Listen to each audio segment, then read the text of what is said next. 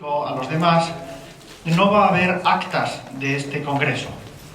Ya hemos dicho esta mañana que no es un congreso académico con sus actas, es un congreso que pretende ser de divulgación, de alta divulgación, para conocimiento de nosotros, jesuitas y no jesuitas, las religiosas que están, los laicos que están presentes aquí.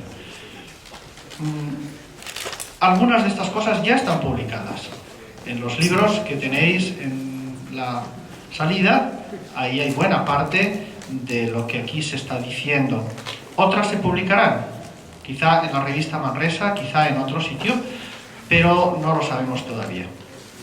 Si alguien quiere algún texto o parte de texto, que se dirija al propio autor.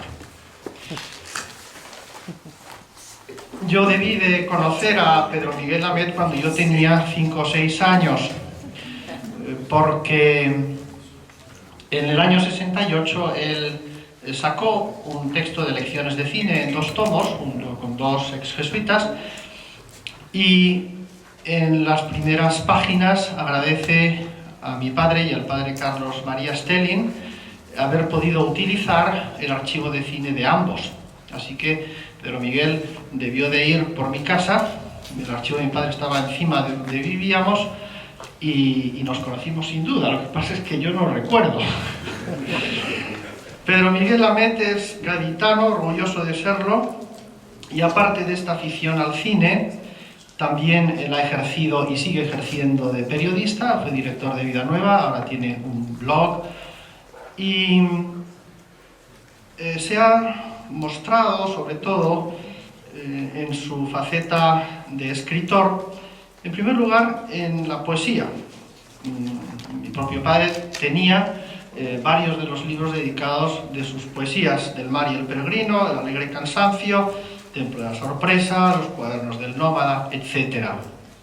Pero por lo que está aquí y donde ha desarrollado más trabajo en las últimas décadas, es por lo que, no sé si lo llaman así, historia novelada, no lo sé, pero más o menos ya nos entendemos el género literario en que consiste. Ha escrito sobre Arrupe, una nueva edición ahora mismo prologada por el padre general Hermano Gárate, Juan Pablo II, Juan de la Cruz, Luz Casanova, Pedro Claver, el padre Rubio, San Francisco de Borja, San Francisco Javier, José María Díez Alegría, Padre Llanos, San Ignacio. Tenemos ahí el Caballero de las 2 banderas en el puesto de libros, Diego Laínez, la Virgen María, y especialmente lo que le vincula a este congreso es El último jesuita. Bien, pues muchas gracias, Pedro, por estar aquí. Es uno de los ponentes que ha dado charlas aquí y allá y nos lo va a ofrecer también con imágenes.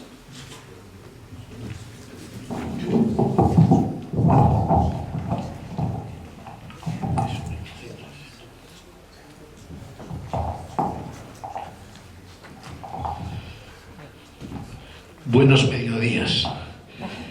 Estoy muy contento de estar aquí entre compañeros para hablar del esfuerzo que hice con una novela histórica. Os preguntaréis que en un congreso de historia, ¿qué hace un periodista, un novelista, un divulgador, en definitiva, en medio de estos insignes historiadores que me preceden en la palabra y que siguieron luego también seguirán luego explicando y desarrollando estos temas apasionantes de la extinción? La respuesta es muy sencilla. San Ignacio decía que la repetición es muy importante, lo dicen los ejercicios, y la Ratio Studiorum insiste en ello. Y yo creo que lo que yo puedo aportar aquí es la visión de un novelista que de alguna manera tiene que hacer un trabajo distinto, porque tiene que mirar el mundo de una forma más cercana. Yo me acuerdo que cuando yo estudiaba la historia, a mí la historia me aburría un montón, porque era la historia que estudiamos en bachillerato, aquella de los reyes godos y de todo lo demás, hasta que me di cuenta de que la historia es apasionante, pero si la miras con lupa, es decir, cuando más te acercas a la historia, te encuentras en ella como en una novela, como en una obra de teatro. Y así es como yo intenté explicarme este fenómeno tan tremendo de la extinción de la compañía. Y lo voy aquí a sintetizar en lo posible, ¿no? Porque yo creo que todos mis compañeros saben perfectamente, los ponentes de este congreso, qué difícil es sintetizar una historia como esta, tan compleja, tan llena de detalles, en fin, muy difícil. Pues vamos adelante. Como veis, sobre todo porque es un periodo complejo y confuso, porque hay fuentes múltiples, distintas. Es muy curioso, por ejemplo, buscar en Wikipedia o en Internet textos sobre la extinción. Nos ponen a caldo todos, prácticamente todos. Somos los malos de la película y Carlos III y sus compinches hicieron lo genial. Es también un mundo inasequible para el lector de la calle, porque tú te pones a leer un texto de historia de esto y no lo traga, porque es complejísimo, tiene muchísimos elementos.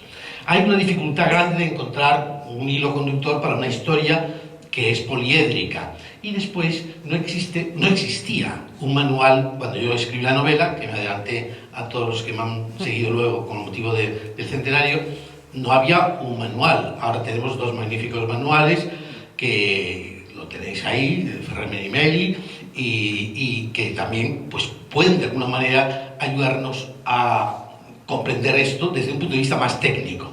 Pero yo creo que la novela tiene esa ventaja. Yo el tipo de novela que escribo no es la novela histórica que se lo inventa todo, tipo Pérez Reverte, ¿no? Sino que es una novela histórica que yo intento que sea verdaderamente basada en hechos reales, con una trama para, de alguna manera, seguir el hilo conductor de todos esos hechos y unificarlos en una misma historia. Y ha sido, evidentemente, para mí difícil, pero apasionante. La estructura narrativa de la novela, luego me voy a dedicar a la historia, no voy a hablar mucho de la novela, es interesante. A ver si bueno, voy a coger aquí porque no hace mucho. Aquí tenéis el personaje fundamental de la novela, que es Mateo. Mateo es un muchacho que nace que nace en La Coruña, que tiene un hermano que se llama Javier, pero la novela arranca en Roma, porque este chico es el que va a ser secretario de Floridablanca y por tanto de algún modo el que va a vivir en carne propia toda la expulsión y la extinción de la compañía.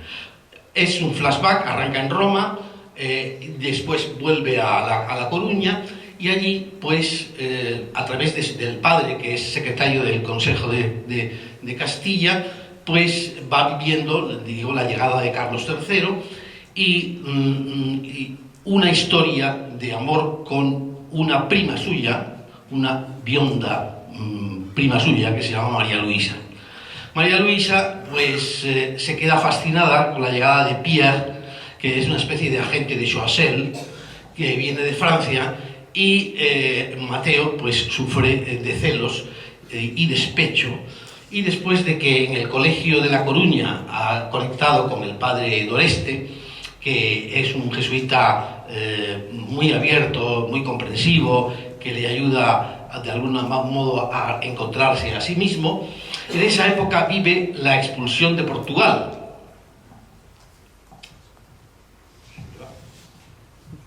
La expulsión de Portugal. Y aquí el padre... Si es que va con esto. Bueno, vamos a prescindir del puntero. En el colegio tiene la experiencia de lo que son los jesuitas y después de estudiar en La Coruña va a Madrid, al Colegio Imperial, para prepararse a la política. En esa época es testigo, a través de otros jesuitas también, de todo lo que pasa en Francia y por fin pues tiene una crisis y sobre todo por todo el tema de María Luisa, y decide irse a Villagarcía, al noviciado de Villagarcía. En el noviciado de Villagarcía pues va a coincidir con el padre Isla y otros jesuitas importantes como Idiáquez y demás, y va a tener contacto con, diríamos, el problema de la compañía ya perseguida. Pero en ese momento es cuando él decide dejar la vocación y en cambio Javier, su hermano, tiene una experiencia espiritual muy fuerte y coinciden los dos en el noviciado. Se va Mateo, entra Javier y esa vocación va a conseguir que en la novela tengamos dos personajes, diríamos, distintos. Uno que está dentro de la compañía y va a vivir toda la persecución dentro de la compañía, y el otro que está fuera de la compañía y que no solamente está fuera, sino que es contratado como comisario para, de algún modo, pues ayudar a la expulsión y a la extinción, lo cual es una fuerte contradicción y es el drama interno de la novela. Me baso fundamentalmente en varios diarios.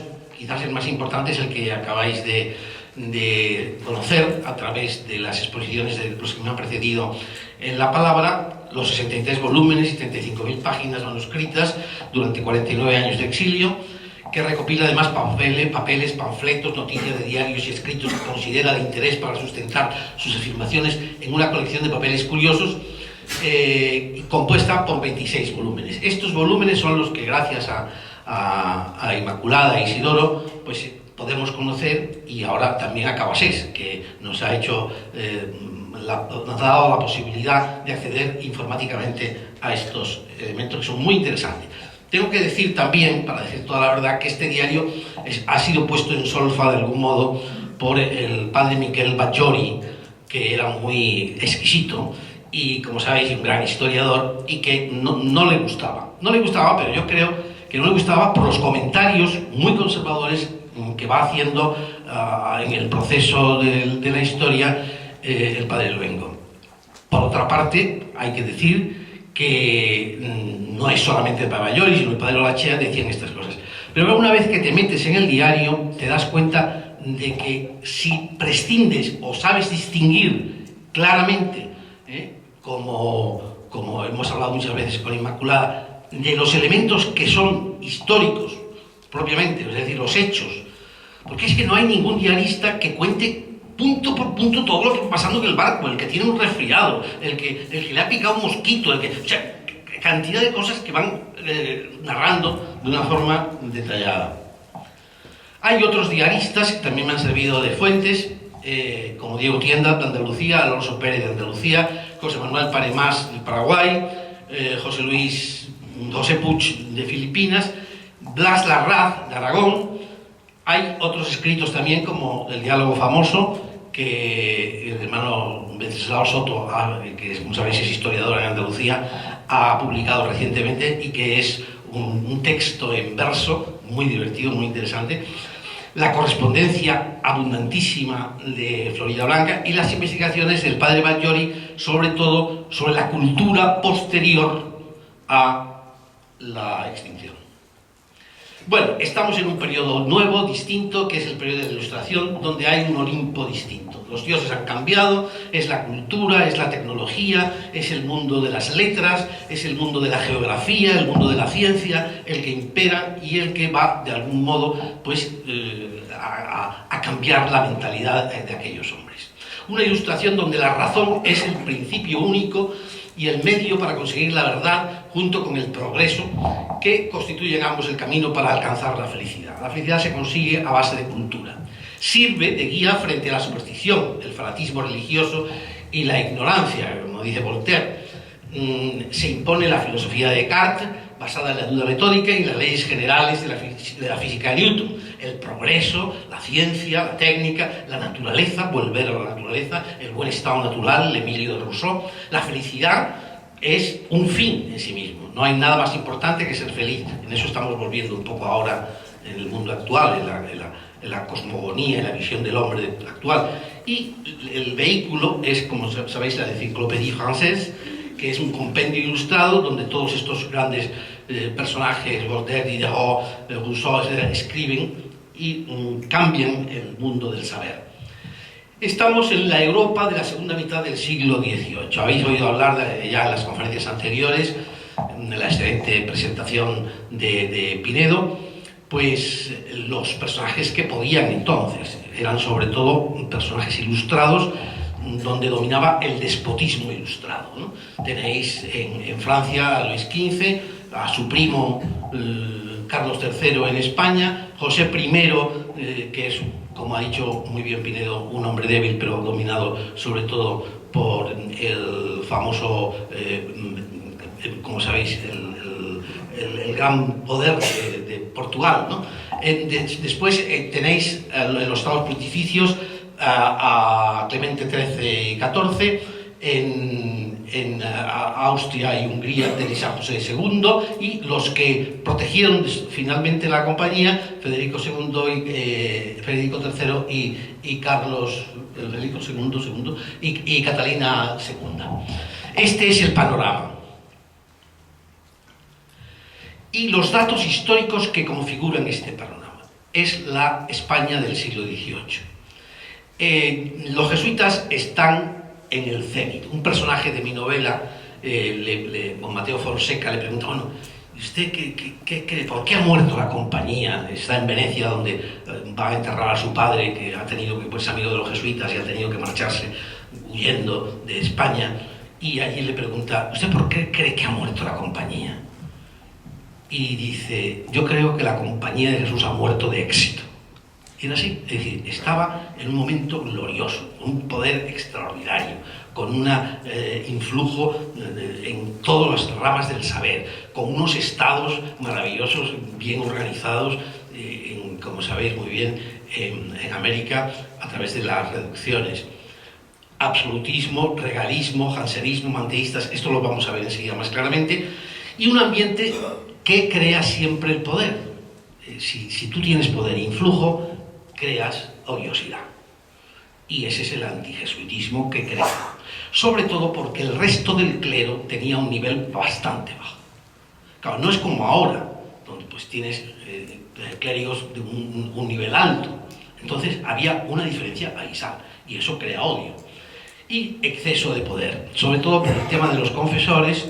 Yo hice una monografía, un libro sobre confesores de reyes y reinas, y de los peores confesores que tuvieron los reyes españoles fueron los jesuitas.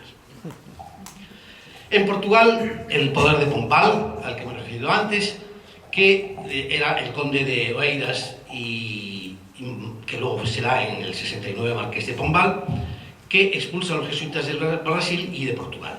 El Tratado de Madrid o los límites es el momento en que se marca, diríamos, el conflicto con Portugal, el 13 de enero del 750.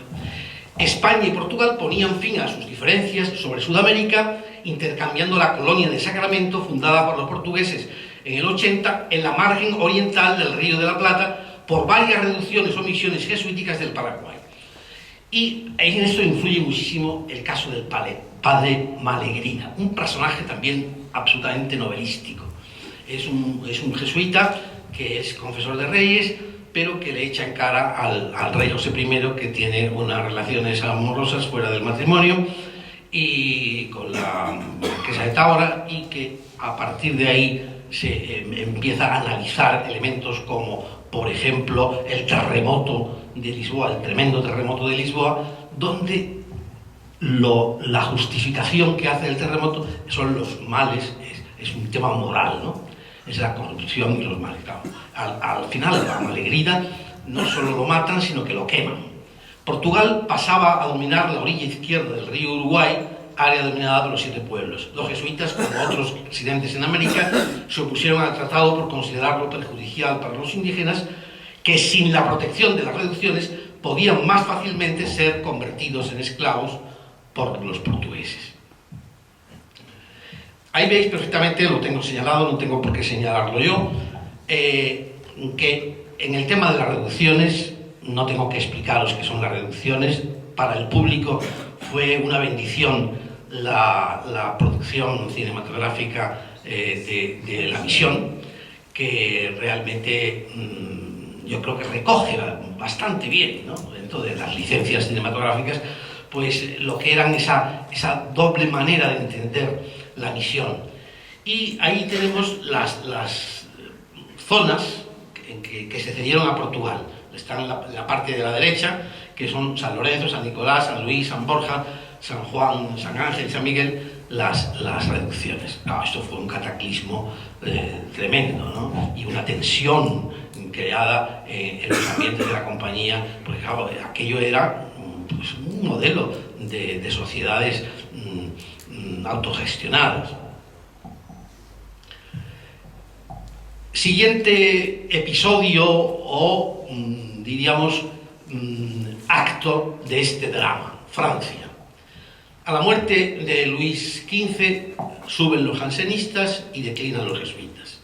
Es el momento en que el padre Lavalette, que era un administrador de la compañía en la Martinica, comete un enorme error. Es de estos administradores que le cogen gusto a manejar dinerito. Y entonces empezó tenía además esclavos negros incluso en las plantaciones, y aquello se desarrolló de una forma extraordinaria. Pero claro, cuando llegó el momento de pagar, cuando vino un corsario inglés y destruyó o se apoderó de unas naves que venían de la Martinica, y había que pagar esos pagarés que la compañía no quiso pagar, que además reclamaron al Gran Tribunal de Francia, y todo eso creó un escándalo tremendo. El padre Lavalette acabó saliendo de la compañía, pero el problema persistió. El Parlamento decide entonces que la obediencia de los jesuitas es incompatible con la obediencia al rey, y se propone al general Ricci aquella historia de que la compañía se hiciera independiente en Portugal, hubiera una compañía francesa, ¿no?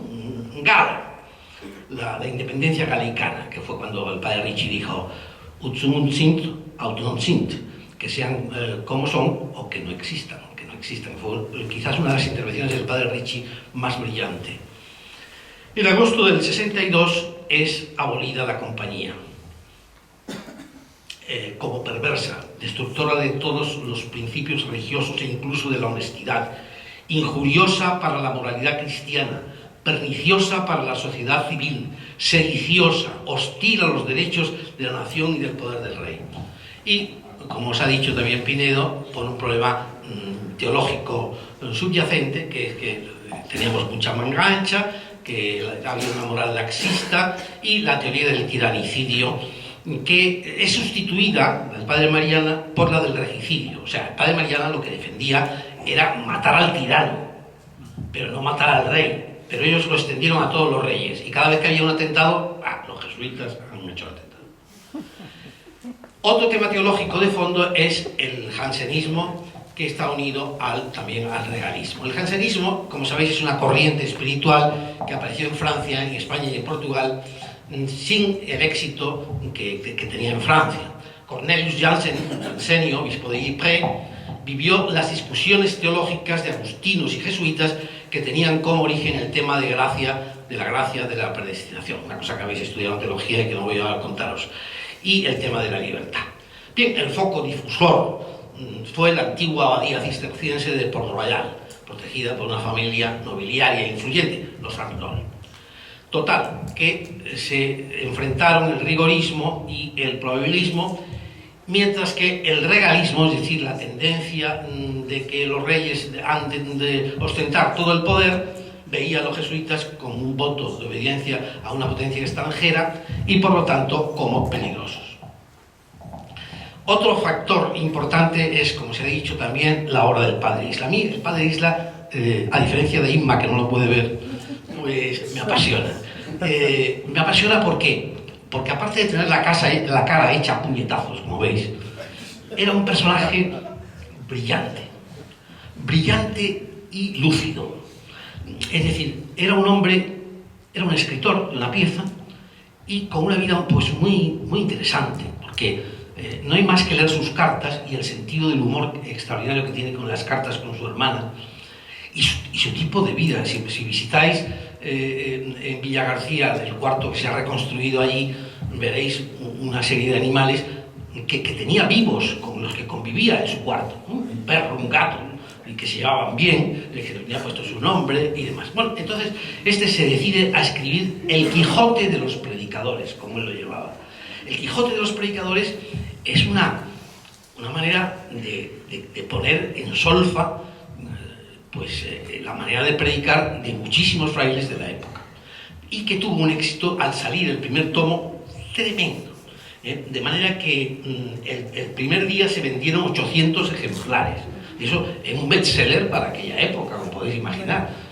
Y además, pues enfrente de donde se imprimió este ejemplar, que era la calle Alcalá, que es donde se imprimió el Quijote, pues vivía uno de los predicadores estos que decían de esa manera. Bueno, algunos predicadores lo pusieron a caldo diciendo que era un malnacido, un hijo de su madre, tal cual.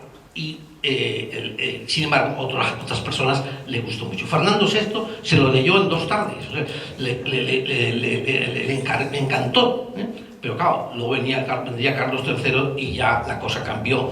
Y esto creó malestar, digamos, entre otros religiosos.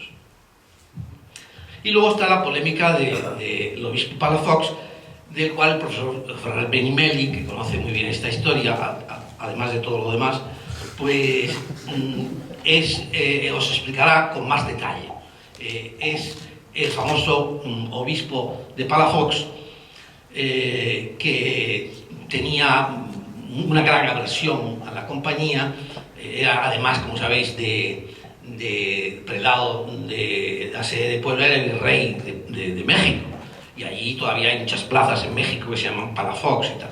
Llega a pedir la extinción al Papa de la compañía, entre otras cosas por el famoso tema de los ritos chinos. Es un personaje interesante que al final ha sido beatificado, porque por lo visto tenía mucha relación con los carmelitas, y los carmelitas han seguido el RQR hasta que han conseguido la beatificación, pero hace muy poco, el 2011, en la catedral, ahí tenéis la foto, el cardenal Amato, que era el que Ratzinger enviaba así de segundo para la beatificación. Pues bien, resulta que viene a España Carlos III. Carlos III es, pues, como pariente de casi todos los reyes de la época, pero fundamentalmente, pues, como sabéis, de los franceses. Y hay un personaje ahí que normalmente no se habla de él, pero que también tiene mucha importancia en esta historia. Felipe V tiene con Isabel de Farnesio a Carlos III. Y que resulta, a la muerte de Fernando VI, viene Carlos III a reinar, pero hay un señor que se llama Luis de Borbón y Farnesio, hermano suyo, cardenal de Toledo, al cual Isabel de Farnesio, que era una dama de armas tomar y que dominaba muchísimo la corte, pues decidió marginar. Y para ello, para marginarlo, no hay mejor manera entonces a los segundones que hacerlos clérigos. Y entonces, sin comerlo ni beberlo, lo hizo cardenal de Toledo. No estaba ordenado de sacerdote, y era cardenal de Toledo, con todos los privilegios. Pero a este señor lo que le gustaban eran las faldas, pero no las de la sotana, sino las otras.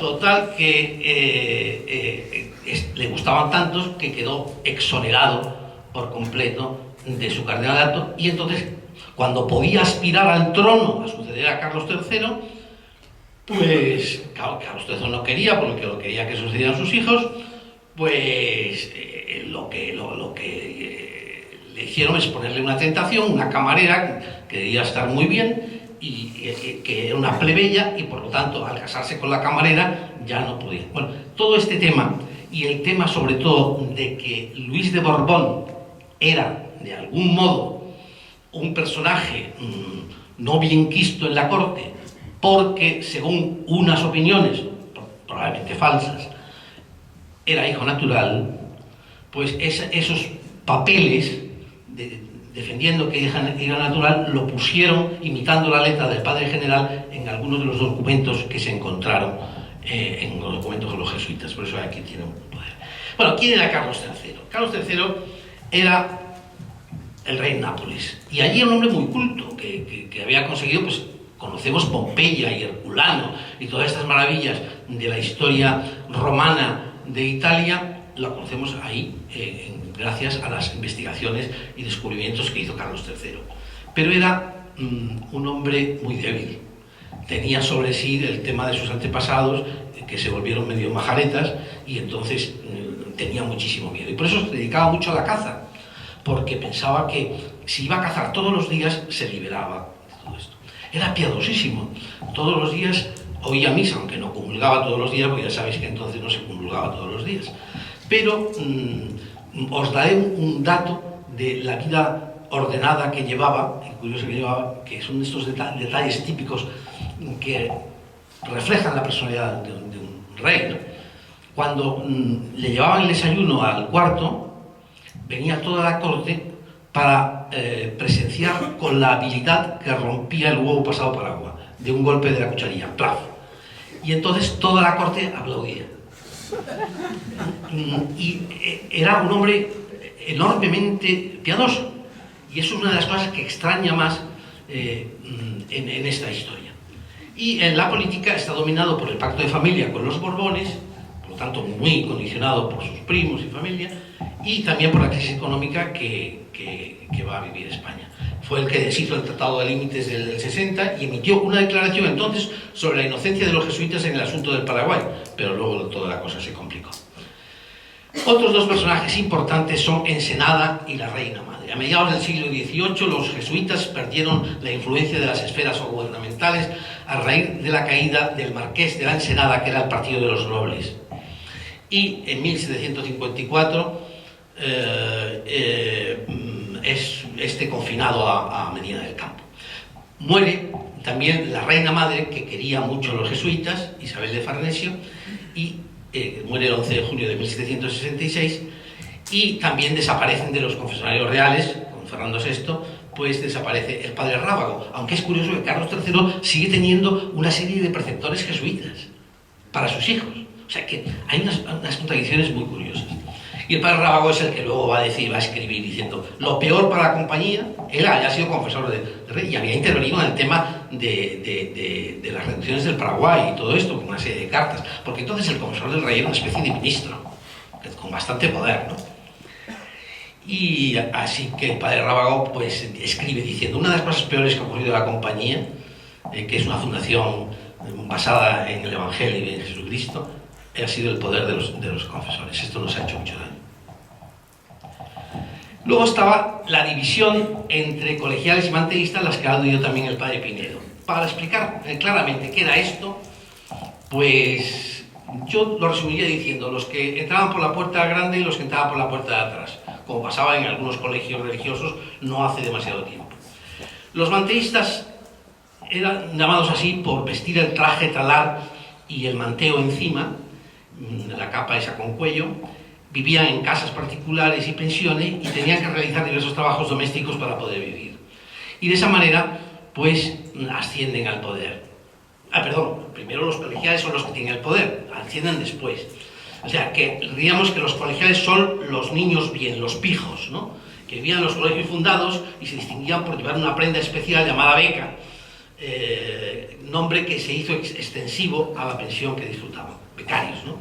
La casta privilegiada. Y entonces estos, los manteístas, odiaban a los colegiales. Y entonces, cuando llega el momento de que suben al poder, es cuando cambia de algún modo la política respecto a la compañía. Bueno, y ahora vamos a verle la cara a los personajes que tan brillantemente nos ha presentado el padre Pinedo, porque yo creo que la cara es el espejo del alma, ¿no? Y era un político muy refinado, ¿no? De una familia muy buena, asturiana, mucha cultura, un carácter un poco huraño, estudioso, era el ministro de Hacienda y luego fiscal general del Estado, que había escrito mucho, entre ellos un texto muy interesante sobre la orden y caballeros de los templarios, que como sabéis fue suprimida, por lo tanto tenía un antecedente de supresión en la historia de la Iglesia, y era defensor acérrimo del regalismo regio y que va a escribir, como vamos a ver enseguida, el dictamen contra los jesuitas. Otro protagonista es Manuel de Roda y Arrieta, del que el padre Pinedo es especialista con su tesis doctoral. Es un aragonés, es que estudió con los jesuitas, creo que como manteísta, aunque esto está discutido, y del partido del duque de Alba, enemigo claramente de Ensenada. Agente de precios en Roma primero, eminencia gris del reinado y sobre todo ministro de Gracia y Justicia, que interviene en la pesquisa secreta, que está contra toda la inmunidad eclesiástica. Según los estudios del padre Pinedo, pues es el autor, uno de los grandes autores de la extinción y la expulsión. Y este es el militarote aragonés, que es el conde de Aranda. Vive en Prusia y París, es embajador en Lisboa, hasta que le hacen capitán general, luego trasladado a Valencia y presidente del Consejo de Castilla y ejecutor, como ha defendido muy bien Olaechea y el padre Ferrer Benimeli aquí presente, autor, más que autor, ejecutor de la expulsión. Hay una historia muy divertida de un hermano suyo, que creo que Olaechea también lo cuenta, y sobre todo yo lo he leído de manos del padre Benimeli, que es la historia del padre Iriarte. La madre de este señor, de Pedro Pablo Abarca, conde de Aranda, pues tuvo un desliz y entonces tuvo un hijo fuera del matrimonio. Para arreglar el asunto le pusieron el nombre de los guardeses de la finca, que se llamaba Iriarte. Este Iriarte pues se hizo jesuita, entró en la compañía, y estando en Valladolid tan tranquilo, llaman a la puerta y dicen: aquí hay un coche que viene de Madrid para recogerle a usted. Los jesuitas se echaron a temblar porque dijeron: ya están aquí, ya empiezan. Y el padre Iriarte bajó, aquí era una carroza fantástica, a todo galope, fue a cargo a trote o como fuera, llegó a Madrid y le llevan directamente a la residencia del número 2 del país, ¿no? Del Estado, el conde de Aranda. Y el conde de Aranda le abraza y le dice: Iriarte, yo soy tu hermano. No tenían ni idea los dos, nunca se habían conocido, y entonces Aranda le dice: mira, hijo, yo no te voy a dejar, vamos a echar a los jesuitas de España, pero chico, yo quiero que tú te quedes aquí, porque yo te voy a dar toda clase de facilidades, te buscamos una canonjía y tal. Bueno, se quedó una semana allí, vio cómo se comía, cómo se bebía, cómo se dormía, etc. Y dijo: a mí no me echan. Y entonces se quedó en España. Pero claro, le buscaron una canonjía. Y se la buscaron en Vitoria, donde casi todos los canónigos eran antijesuitas. Entonces lo pasó fatal. Pero lo terrible es el desenlace de esta historia. Y es que un día, cuando van a abrir la puerta, tenía una casita con jardín, se encuentran al padre Iriarte muerto, que se ha caído de una ventana del segundo piso. Se ha caído o se ha tirado, no lo sabemos. Este señor de la papada es Bernardo Tanucci. Bernardo Tanucci es el que más calentó las orejas de Carlos III. ¿Por qué? Pues porque había sido su persona de confianza en Nápoles y porque le escribía todas las semanas poniendo a parir a los jesuitas. Pero al mismo tiempo, este señor seguía teniendo grandes amigos jesuitas, otra de esas contradicciones. El rey había dejado sus manos a su hijo, que tenía 8 o 9 años, lo había dejado ahí en Nápoles, y él empieza su política antieclesiástica hasta reducir a un sacerdote por cada 10.000 almas en Nápoles, a 2 Sicilias. Tenía un odio feroz a los jesuitas, y yo creo que sí, hay que considerar que es uno de los principales hostigadores en las orejas del rey. Este es el que antes nos citó el padre Pinedo, Fray Alpargatilla. Como veis, la cara es el espejo del alma. Es un hombre frágil, débil, de pocas luces. Gilito no es que fuera Gilito, sino que la congregación se llamaba de los Gilitos. Confesor de Carlos III desde Nápoles. Insta a la conciencia real para la expulsión. Este hombre tiene un drama muy fuerte, porque es un hombre piadoso, sencillo, que está allí sustituyendo a confesores reales que habían sido eminentes, y tiene un drama con el exequatur. El exequatur es un problema de qué pasaba con los documentos del Papa. Los documentos del Papa llegaban a España y entonces el rey se reservaba que se publicaran o no se publicaran.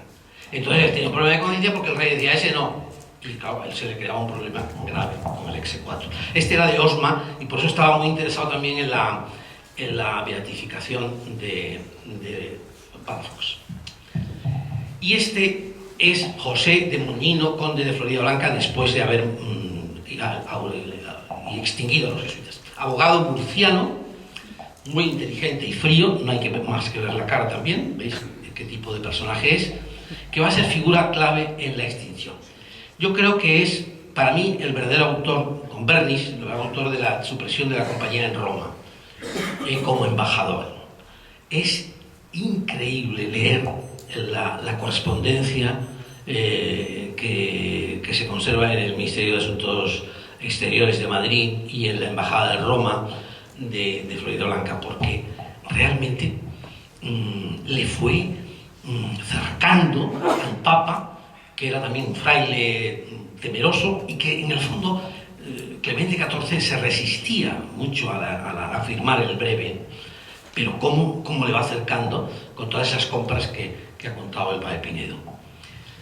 Pero un elemento desencadenante es el motín de Esquilache. Ahí tenéis el sombrero famoso de 3 picos que ha dado motivo a tanta literatura y música. Esquilache, que era un ministro que se trajo de Italia y que era bastante logrero y con bastante corrupción y buscando el dinero y haciendo ministros incluso hijos menores suyos, prohibió el 10 de marzo de 1766 vestir la capa larga y el sombrero ancho para dificultar llevar armas ocultas. Esta era la idea, pero querían afrancesarnos en definitiva. En el crudo invierno de 65, la sequía, y en 1760 el encarecimiento subsiguiente de los precios pues molesta al pueblo español de una forma decisiva, mientras que se está embelleciendo Madrid, se está limpiando, se ponen unos carromatos para quitar las suciedades, porque obviamente se echaba toda la calle y Madrid era una porquería, se ponen las luces, unas luces por primera vez en Madrid, etc. Total, que el pueblo se amotina y el domingo de Ramos, el 23 de marzo de 1766, saquea el palacio del ministro de Esquilache, que se habían quitado de en medio, que es la famosa Casa de las 7 Chimeneas, que, como sabéis, ha sido el Ministerio de Cultura, y ahora creo que es la Dirección General de Cultura, la podéis ver en Madrid, en la Plaza del Rey. En fin, la guardia valona dispara y mata a una mujer, por lo que la gente se abalanzan contra los soldados y arrastran algunos de sus cadáveres por la calle. Es el ambiente que se crea, un ambiente, diríamos, muy propicio para echar las culpas al el rey, que es muy miedoso, que tiene las orejas calentadas por la idea de que los jesuitas están contra él, y entonces tiene que huir. ¿Cómo lo hace?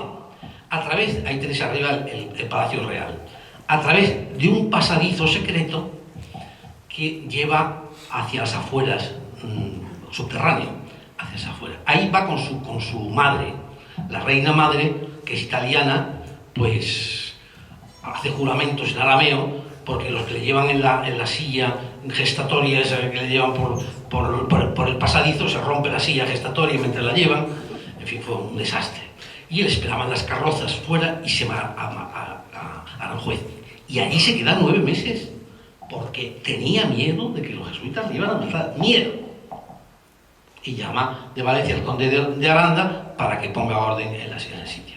Pero es curioso, el primer informe del conde de Aranda es un informe positivo en el sentido de que dice que el autor es la plebe. Y luego hay un informe también de Choiseul, el embajador francés a Choiseul, que dice: la verdad es que a estas alturas, tras el gigantesco proceso que se instruyó para abocar a tal convicción, no se puede concluir el protagonismo, ni siquiera la participación de los jesuitas en los motines.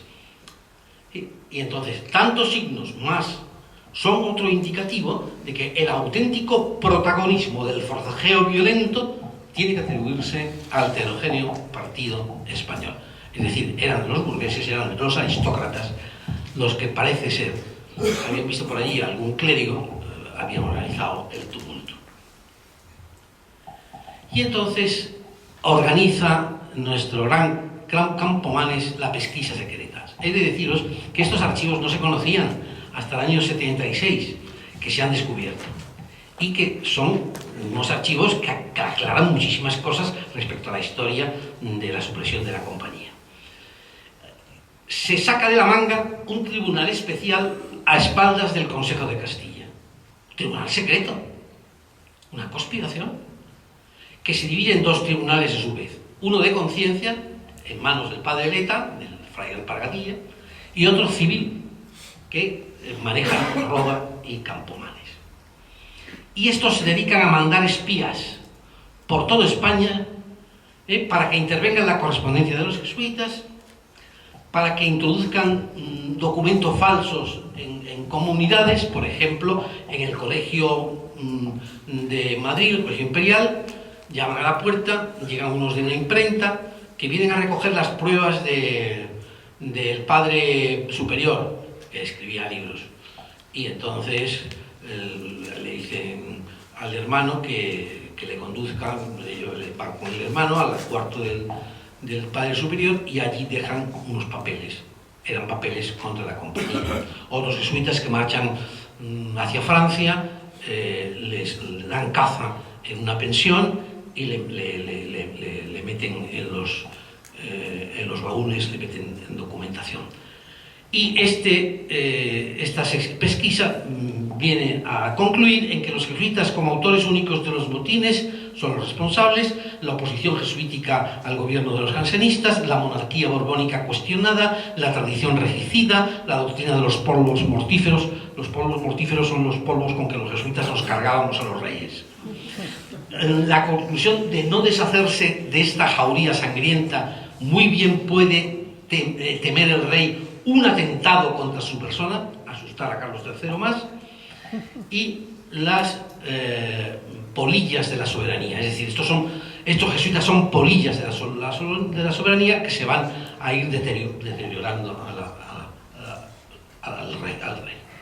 Bien, el dictamen de Campomanes, el famoso dictamen que se ha encontrado, que se puede resumir en estos temas. Los jesuitas son autores de los motines, los perniciosas doctrinas de los jesuitas del probabilismo y el tiranicidio han hecho daño, la compañía como un Estado dentro del Estado tiene riquezas incontables, el sistema de la compañía es incompatible con la monarquía española, la monarquía es despótica de los jesuitas y tienen como aspiración, se creía claramente, que se estaba preparando un ejército en América. Claro, entonces no había internet para saber exactamente qué estaban haciendo los jesuitas en América. Entonces América estaba muy lejos. Se decía, están preparando todo un ejército para invadir Europa. Y enseñan monedas de oro con la efigie de José I, el primer rey, Nicolás I, el primer rey que iban a introducir los jesuitas en América, Nicolás I. Era un hermano coadjutor, le habían copiado la efigie y lo habían hecho rey. El hermano coadjutor, que supongo que encantado. Bueno, esta consulta de expulsión duró 16 días y 4 horas cada día. O sea, eso era en secreto, se reunían, hicieron todo este dictamen. Y entonces se ejecuta el extrañamiento. Y aquí es cuando entra el aragonés Roda, que es de una eficacia extraordinaria. Porque realmente estaba todo preparado hasta el último detalle. Pocas cosas se han hecho también en España, que somos para muchas cosas chapuceros. Pues esto estaba perfecto. Bueno, se ratifica por Real Decreto el 20 de febrero, en el Pardo, y la noche del 31 de marzo en Madrid y el amanecer del 2 de abril, en el resto de España, llegan los soldados con la bayoneta calada. 50, 60, 70, 100, 200 soldados. Y cerca de los colegios. Procedimiento para entrar. Por ejemplo, en Málaga. Llaman a la puerta y le dicen al hermano, al portero, que se levanta, viene con el candil. ¿Qué pasa? ¿Qué pasa? Pues mire usted que hay un señor que se está muriendo y necesita los santos sacramentos. Entonces abre la puerta, mete la bayoneta y entran los soldados. ¿Qué hacen luego? Reúnen a los jesuitas como nosotros no tenemos una sala capitular, lo reúnen en el refectorio y allí leen el Real Decreto.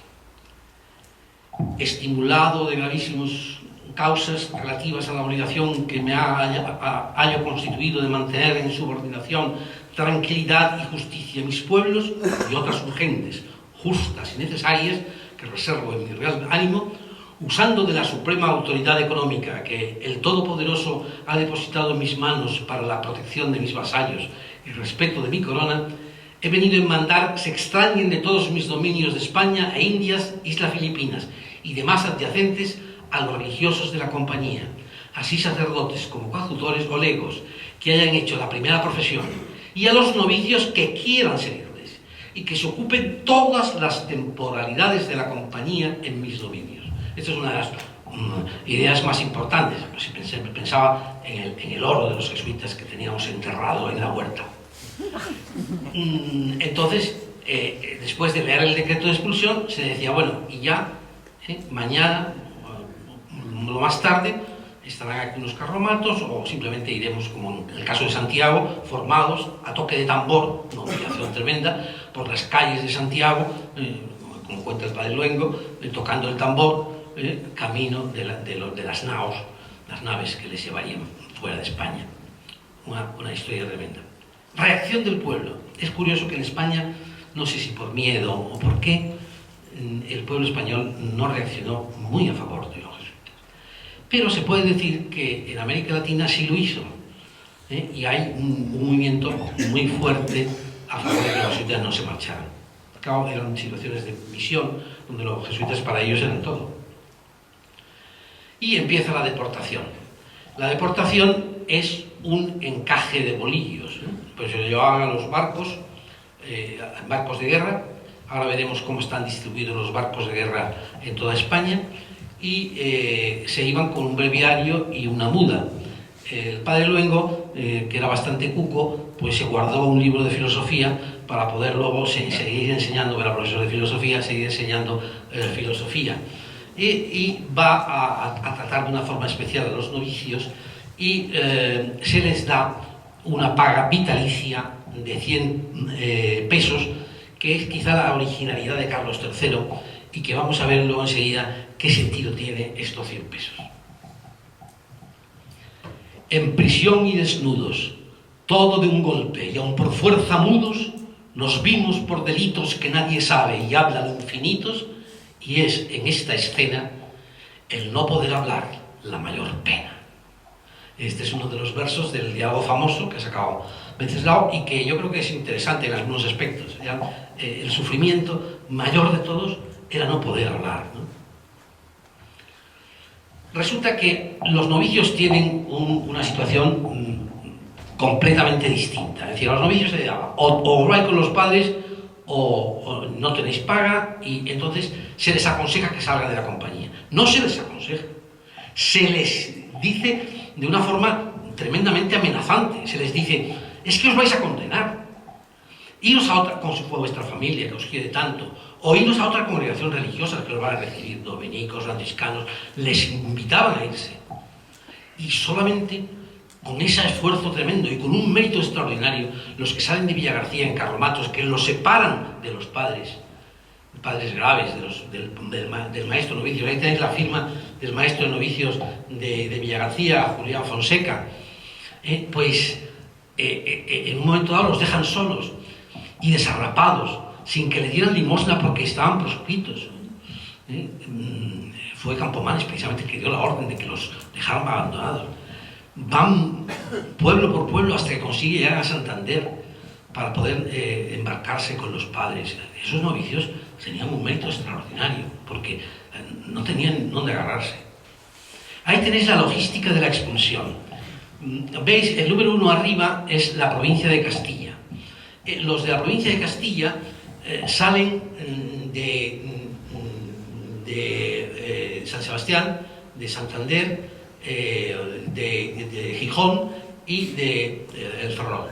Y todos esos se van uniendo ahí, mientras que los de la provincia número 2 de Aragón van a salir del puerto de Salao, y son los de Cataluña, Aragón, Valencia, Y los de Toledo, que tenéis la provincia de Madrid y todo esto, van a Cartagena.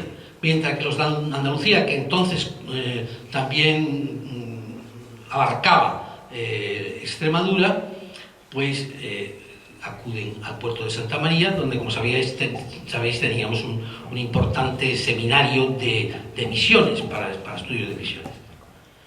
Y estos iban en grandes barcos de guerra y luego una serie de paquebotes o barcos más pequeños que se alquilaban, todo organizado con capitanes de marina. La marina, Enrique Jiménez tiene un artículo muy detallado de todo esto, explicando cómo estaban divididos los barcos y demás. Uno de los barcos, el que iba el padre Luengo, es el San Juan Nepomuceno. Ahí tenéis una maqueta que, si podéis, tenéis un tiempo libre, podéis hacer en vuestra casa, porque es una maqueta que se puede comprar de ese barco, para que sepáis el barco, tener en casa el barco en que se expulsaron a los jesuitas. Y tenéis la acomodación de los jesuitas en la Santa Bárbara. ¿Veis que la Santa Bárbara es donde están los cañones? Bueno, pues ahí tenéis un corte de un barco de la época, y tenían que apartar los cañones para que se acomodaran los jesuitas. Y los jesuitas tenían que pasar casi uno por encima del otro para poder llegar al sitio donde dormían. Mosquitos, enfermedades, vino corrompido, en fin, el padre luego va contando todas estas barbaridades que van viviendo estos pobres hombres. Bregando con el vómito y la muerte, otro texto.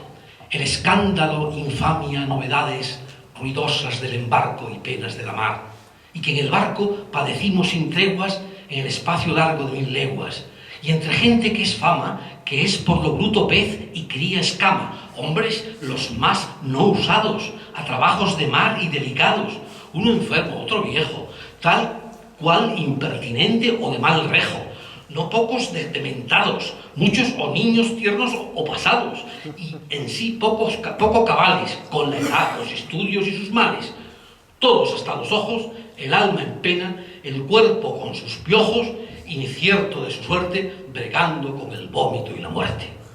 Así explica el autor de este diálogo famoso, que no sabemos quién es, porque claro, había que ocultarlo, porque entonces luego no llegaba la paga. ¿Cómo reacciona el Papa Clemente XIII? Pues claro, Carlos tenía que hacer algo con el Papa. Le escribe una cartita después de que los jesuitas ya estaban en el mar, informándole con solo unos días de antelación. Y entonces le contesta el Papa con aquella famosa frase de César: tu quoque fili mi, tú también, hijo mío. Lo de el famoso cuando le va a matar a César. El rey católico Carlos III, a quien tanto amamos, viene ahora a colmar el cáliz de nuestra amargura, a sumergir a nuestra vejez en un mar de lágrimas y a derribarla al sepulcro. España decide entonces responder, sin entrar en modo alguno en el tema, porque siempre el tema es el real pecho, el real ánimo del rey, la causa principal. Es simplemente nuevas instancias. Y Campomanes, que le gustaba escribir, pues vuelve a redactar otro terrible documento. Bueno, y acaba el viaje. No os cuento todo lo que se cuenta en los diarios de cómo fueron los viajes. Aquí la llegada es a Civitavecchia. Civitavecchia, al lado de Roma. A ver qué pasa. Los cañones del Papa estaban apuntando. No les dejan atracar. ¿Por qué? La idea básica parece ser porque el Papa pensaba que este señor que oía misa todos los días, Carlos III, no podía hacer esto, y que se iba a arrepentir, y que si estaba, volvería a España. Y porque además los portugueses le habían sacado un pastón, es decir, muchísimo dinero, porque no tenían nada, y tuvo que alimentarlos, y también el general de los jesuitas y demás. Total, que se quedan sin donde venían ya hechos polvo, y todos los barcos de todas las provincias se quedan por ahí deambulando sin saber qué hacer. Piensan en, bueno, ¿por qué no los dejamos en Santa Elena, la famosa isla de Napoleón? ¿Dónde los dejamos? ¿Dónde los dejamos? Bueno, vamos a dejarlos en Córcega. Y Córcega era un teatro de guerra terrible, porque estaba, por una parte, la República de Génova, que era la propietaria, digamos Italia, en guerra de independencia con Paoli, que era, digamos, independentista. Y Francia apoyaba a Génova, que también estaba en guerra. O sea que entre obuses, diríamos hoy, pues llegaron los jesuitas allí. Y desembarcan las diversas provincias, ahí lo tenéis en el mapa, en Bastia, en Calvi, en Bonifacio, en Ajaccio, y ahí van a estar un año entero en guerras y reproducen las comunidades tal como se viven en España. Es decir, que si una se llamaba San Francisco de Borja, se sigue llamando San Francisco de Borja, y tal, se reproducen tal, y luego hasta eso les van a prohibir los comisarios a los jesuitas. No han visto las edades, esta es la gran contradicción de la pensión, vamos. No han visto las edades igual inconsecuencia en novedades. Dar pensión como a fieles, a hombres que expatrían por infieles y por perturbadores, por doctrina no buena y sus errores, sobre ser, si bien piensas, dar a los malos premio y recompensas, es premiar los delitos, confirmar en el mal a los proscritos, es hacer ejemplares expuestos al peligro y los altares, y hablando con limpieza es proceder sin pies y sin cabeza. Pues claro, ¿cómo les dan una pensión a unos tíos que son unos malvados? Bueno, ¿por qué dan pensión? Muy claramente, porque así tenían atados a los jesuitas, para que no hablaran, porque seguían teniendo mucho miedo al poder y el influjo y a los escritos de los jesuitas. Y esa era la clave de la pensión. De esta suerte quedamos, nos echaron, se fueron, y así estamos. Nadie sabe su suerte. El tiempo nos dirá si es vida o muerte la que al fin nos espera. Hágase tu voluntad, causa primera. Es decir, ahí la tenéis ya en Calvi, esa es la ciudadela de Calvi, la foto actual, claramente, pero la ciudadela más o menos sería algo parecido. Y ahí es donde recibían los obuses y tal. Por cierto, ¿qué fue el autor de Fray Gerundio de Campazas, el padre Isla? Bueno, el padre Isla le invitaron a quedarse muchas veces en España, pero él no quiso. Y fue en silla de ruedas porque iba enfermo. Y cuando llegó a Calvi, se fue a rezar a la iglesia. Y allí el párroco de la iglesia le conoció, porque era famoso, era muy famoso. Y entonces su libro se había leído en varias lenguas, estaba traducido y tal. Y entonces el párroco le invitó a que se quedara en su casa y le ofreció su biblioteca. O sea que el padre Isla gozó de una biblioteca y otros privilegios, es verdad, pero bueno, por su valía y su fama también. ¿Qué pasa mientras tanto en América? Bueno, pues América es una situación completamente distinta, están divididos todos en misiones y de pronto llega el tratado. Esto tarda años, un año en llegar, en volver, en fin, es una historia complicadísima que no puedo resumir aquí. Increíbles navegaciones y pues eso, decir que los jesuitas allí, digamos, están influidos en gran parte por una situación de penuria y al mismo tiempo de crecimiento. Llora la gente cuando se marcha y hay una serie de pitonisas, de adivinos que descubren cosas sobre lo que va a pasar a los jesuitas. Y alguno de ellos llega a decir, alguna de estas mujeres llega a decir que será suprimida la compañía, pero que luego se restablecerá. Bueno, el siguiente acto es que por fin les dejan marcharse de Córcega. En noviembre del 68 ya llegan los franceses y por lo tanto el Papa accede a que vayan. Van con mulas, unos sombreros de paja, suben por el pobre padre Luengo cargando con sus libros. Tenía el padre Luengo una edición breve de su diario, por si las fronteras se lo pedían, y mostrarlos. Los jesuitas entonces se dispergan por Bolonia, Ravenna, Forti, Ferrara y tal, según las diversas nacionalidades y los países. Los de México van a un lado, los de las diversas provincias van a otro, y tienen una mala recepción por parte de los obispos, que no quieren dar los estipendios de las misas, y por los jesuitas italianos, que todavía no han visto el fantasma que les viene encima también, y no los tratan demasiado bien, ni siquiera el general Ricci trata bien a los españoles. En fin, por lo menos se instalan en los estados pontificios y ahí pues van a vivir una vida muy precaria y en situaciones muy adversas. Hay estadísticas diversas, pero en fin, mezclando la de Teófanes Ejido y la de Jiménez López y Gómez Martínez, podemos llegar a la conclusión de que había unos 5.400 jesuitas expulsados, de la metrópoli unos 2.746, de ultramar unos 2.630, bajas en total unas 594, de las cuales fallecidos unos 233, y según Teófanes Ejido es un 2%, creo que pone, de secularizados, pero creo que viene a ser sobre el 17%. Realmente 17% de secularizados en una situación así es admirable. Otros son encarcelados. De esto ha escrito también Inmaculada unas monografías muy interesantes, sobre todo los temas de los jesuitas alemanes, porque los jesuitas alemanes estaban en Brasil y otras misiones, pues como ellos no eran súbditos de Carlos III, pues los deja metidos en las cárceles. No te digo nada lo que pasaron en las cárceles, por ejemplo, de Portugal, en la Torre de Belén, donde tenían unas humedades terribles y acaban medio enfermos, estaban mal alimentados, años, algunos 30 años. Carlos III mantuvo 31 años a uno de ellos, ¿no? Algunos son liberados porque algún embajador de Austria interviene y al final, en José I, cuando muere, pues son liberados 50 portugueses y alemanes. Ese es el colegio de Puerto, donde estuvieron encarcelados, ¿no? Y ahí llegaron también muchos de Chiloé, Sonora, Sinaloa y la Baja California, llegaron a ese colegio. Vale la pena leer la monografía de Inma sobre ese tema, muy interesante. Y luego las consecuencias, que esto es un tema que se habla poco, pero ¿qué pasó? Un detalle, solamente una anécdota. En España desaparecieron los matemáticos, no había matemáticos. Y entonces Carlos III tuvo que ir a Italia a conseguir matemáticos para que enseñaran en España, porque los matemáticos todos eran jesuitas y los había expulsado. Bueno, el Jesús es borrado de las fachadas.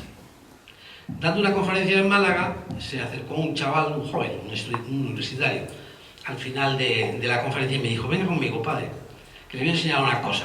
Y en el centro mismo de Málaga, me dijo: mira, aquí estuvo el viejo colegio de la compañía en Málaga. ¿Ves esa especie de hueco que hay ahí, como borrado? Era un Jesús que lo machacaron, ¿no? De piedra, ¿no? Los Sagrados Corazones desaparecieron por completo, ¿no? La Virgen, bueno, cuando era una devoción concreta, que es María Madre Santísima de la Luz, yo esta es una devoción que no conocía realmente, porque la he conocido después, porque en España no se hablaba de esta devoción, pero por ejemplo en México he encontrado muchísimos cuadros de la Virgen de la Luz. Esta es una historia muy divertida también del padre Genovesi. Este es un jesuita que tenía una devota, ¿verdad?, que era visionaria. Y entonces esta devota le dijo: yo he visto a la Virgen, y la Virgen me ha dicho que hay que hacer un cuadro como ella dice. Hicieron un cuadro, el cuadro no se parecía a lo que la Virgen quería. Total, que el pintor fue allí para que le escribiera punto por punto qué era lo que era el cuadro de la Virgen de la Luz. Bueno, pues esto también se convirtió en otro problema, porque resulta que María Santísima de la Luz, aquí no se ve muy bien, pero en uno de los cuadros se ve cómo rescata, creo que es uno de esos que está al lado, saca del purgatorio, que es la famosa historia del escapulario, ¿no? Saca del purgatorio una de las almas que están con el purgatorio. Y entonces los enemigos de la compañía dijeron que las estaba sacando del infierno. Y dijeron: eso es contra la teología, porque nadie se puede salvar del infierno. Y era uno de los motivos. En fin, se eliminaron todas las huellas, se dilapidó el tema de libros y obras de arte, los filojesuitas, los terciarios, como lo llaman los jesuitas, de cuatro votos, aunque eran seglares, fueron postergados, encarcelados, pocos apoyos, como el del obispo de Cuenca, reacción popular, sobre todo en América, y una crisis educativa, como también en la historia de los videntes que he contado. Entonces ya todo está propicio para la extinción. La extinción, como habéis oído muy bien de labios del profesor Pinedo, pues es una acción hecha a tres bandas: Madrid, París, Nápoles y también Portugal, porque el conde fue realmente, Marqués de Pombal fue realmente muy instigante en todo este tema. El Carlos III lo tenía dentro y estaba empeñado porque tenía miedo. Intenta un concilio español para solicitar la expulsión, pide un dictamen a cada obispo intimidándoles, 45 obispos hablan a favor y 8 en contra, y presiona a los embajadores españoles con amenazas. En fin, en 1769 fallece Clemente XIII, las cortes borbónicas intervienen en el cónclave, es decir, intervienen.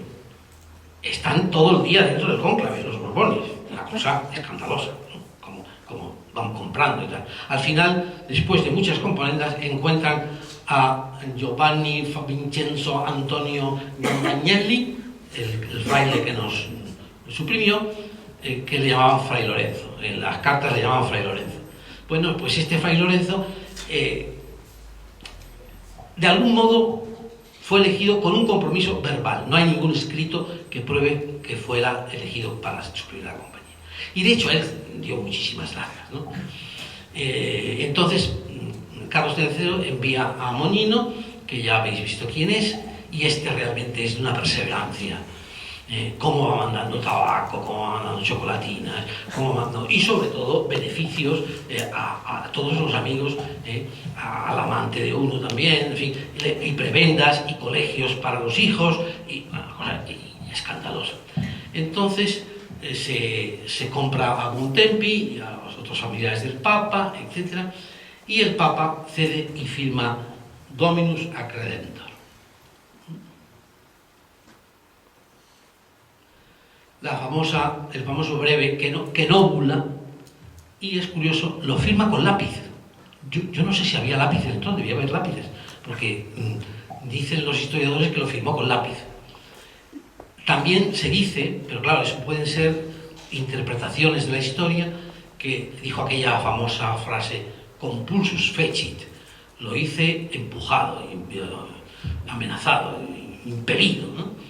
Y bueno, el caso es que lo pasó muy mal este hombre, antes y después. No hay más que leer la correspondencia con Florida Blanca, estaba hecho polvo, y sudando la bola gorda, y enfermó con esta historia. Eso es histórico. Otro elemento importante es el monitorio de Parma, que voy a resumir brevemente. Fernando I de Parma, nieto de Felipe V de España, cuando heredó el ducado, quiso por consejo de Tillot, que era también otro antijesuita, quitar privilegios a la Iglesia, y en 1767 expulsa a los jesuitas de Parma. Entonces Clemente XIII responde con el monitorio de Parma, alias apostolatus, condenándolo, haciéndolos, excomulgándolos, que para estos monarcas excomulgarlos era algo tremendo, y declaraba al ducado posesión pontificia y excomulgaba a los autores. Entonces los Borbones reaccionan, Francia invade Aviñón, Nápoles invade el Pontecorvo y el Benevento, y España echa la culpa al poder de la compañía. Entonces esos territorios invadidos van a ser otra moneda de cambio. Si te cargas a los jesuitas, yo te doy los territorios. Y viene el último capítulo de esta amarga historia. En fin, el decreto, en que, como digo, no era una bula, sino un breve, es enviado a todo el mundo. Es enviado a España a uña de caballo, para que llegara enseguida, porque Carlos III sabía, Florida Blanca, que cuando lo viera iba a ser feliz. En España primero se imprimió en una imprenta instalada, había algo de imprenta, pero la aumentó en la embajada ante la Santa Sede, que es la embajada que existe todavía, que es la que está en la Plaza de España. Allí se imprimió en los primeros ejemplares, pero luego en España se volvió a imprimir y se imprimieron 700 y pico ejemplares para distribuir traducido al español, al castellano. Y luego unos ejemplares, creo que me parece que 7 u 8, que se lo mandaron encuadernados en tafilete para que lo conservara en piel el Carlos III. En fin, total, que en esas situaciones, cuando Federico de Prusia y Catalina de Rusia no lo publican porque les interesan a los jesuitas como profesores, y curiosamente es una monarca ortodoxa y un rey protestante. Federico de Prusia luego va a expulsarlo después, pero Catalina los mantendrá siempre. Y ahí es donde se conserva el Pusillus Grex, diríamos, la célula donde nacerá y se mantendrá esta compañía que, gracias a Dios, todavía existe. Los doctores que abrieron el cadáver de Clemente XIV en presencia de muchos testigos atribuyeron su muerte a disposiciones escorbúticas y hemorroidales de larga duración agravadas por exceso de trabajo. En fin, que fueron las hemorroides las que acabaron con el Papa. En total que no faltan los que le acusan de que lo envenenaron, pero el famoso Tanucci, como ha recordado también muy bien nuestro querido Isidoro, pues asegura que esto es falso, es decir, que no. España, Portugal y Francia estaban combinados para prevenir su elección por la creación de su amistad con los jesuitas. Él tenía buena disposición hacia la orden, pero no se atrevía a revocar el breve de su expresión. Es el caso de Pío VI que le sucedió. Eso sí, permitió, incluso ya después de esperar 2 años, permitió por escrito que la compañía existiera en Rusia. ¿Y qué pasó con el padre general? Porque aquí no habla nadie del padre general. El padre general era un genovés muy listo, profesor de literatura, pero muy tímido. Y esto pasó también muy mal. Se opuso tenazmente, junto con Clemente XIII, a la creación, como dije, de un instituto galicano, y en un primer momento reaccionó cuando llegaron los portugueses, pero a los españoles no les hizo mucho caso, la verdad. Pero en fin, total, el caso es que se presentan unos soldados en el Jesús, lo detienen y primero está en el colegio de los ingleses y después lo llevan al famoso Castel Sant'Angelo. Yo me recuerdo haber paseado con el padre Arrupe en una de las entrevistas que le hice para mi libro, para mi biografía, cerca del Castel Sant'Angelo, y el padre Arrupe decirme: bueno, no podemos quejarnos, ahí estuvo preso y prácticamente murió un general de los jesuitas, aquí al lado de la curia, ¿no? Es verdad, era una cárcel terrible para él porque era una mazmorra helada, tenía un hermano que le hacía la comida, pero no comía caliente, y al final el hombre de esa situación acabó muriendo. Eso sí, Pío VI permite que fuera enterrado en el yeso. Nada más extinguidos los jesuitas, fueron con picos y palas a todas las huertas a encontrar el famoso tesoro de los jesuitas. Al padre Ritchie le hicieron un interrogatorio en forma sobre el tesoro de los jesuitas y no se encontró nada. Eso sí, había un gran tesoro. El tesoro de la cultura, de los libros, que se dilapidaron. Muchos de los libros, por ejemplo, del colegio en Madrid, del colegio imperial, están en la Academia de la Historia, ¿no? Me lo decía el padre Aldea, decía: allí he encontrado yo muchas cosas, ¿no? Quintín Aldea. Pero los cuadros, el propio rey se indignó de la situación en que estaban los cuadros dilapidándose, los cuadros de la compañía, y le encargó a Menck, el famoso pintor de los reyes de esa época, que hicieran un catálogo, porque era una pena lo que estaba pasando con esos cuadros. En fin, termino. El final es que quedó una larga saga de escritores y de historiadores, poetas, novelistas importantes que estudió el padre Battioli. Ahí tenéis algunas de sus obras: Arteaga, el Clavijero, Historia del México, el Guasipanduro, Historia del Universo, Petisco, Mardoqueo, Clímaco de Calazar, en fin. A mí me gusta mucho esta frase de precisamente Clavijero, que hizo una historia de México en Bolonia. Reflexionemos atentamente en la presencia divina, que si la compañía se acaba es porque Dios, su autor y fin, ya no quiere usar de ella. ¿Acaso querrá excitar en su lugar otra religión más perfecta? Si el amor que profesamos a la compañía es como debe ser, bien ordenado, debemos prontamente sacrificarlo a la voluntad del Señor, adorando y respetando los infalibles secretos de la providencia. Es en definitiva lo mismo que dijo San Ignacio: si la compañía se disolviera como sale en el agua, me bastaría un cuarto de hora de oración para quedarme en paz. la compañía no es un absoluto. La Iglesia todavía dice que no perecerá, pero la compañía es un medio, no un fin en sí mismo. Pío VI restaurará la compañía de 1814. Vuelta esta tarde, pues Revuelta os explicará cómo fue esa restauración. 200 años después hay un Papa jesuita. No se lo podrían creer. Cuando es elegido Francisco, se acercan a preguntarle y a darle consejos. Uno de ellos le dice, no se olvide de los pobres, pero otro lo dice, ¿por qué no se llama usted Clemente XV? Para fastidiarlos. Pero este Papa tiene como un lema, un aspecto muy especial. Dice, non coercere maximo, sed contineri minimo divinum est. Valora las cosas pequeñas en el marco de los grandes horizontes, los del reino de Dios. Yo creo que si la compañía de Jesús no hubiera nunca dejado de ser la mínima compañía que quería Ignacio, aunque hubiéramos tenido muchas obras y mucha importancia, no habríamos pasado este tremendo calvario. Muchas gracias.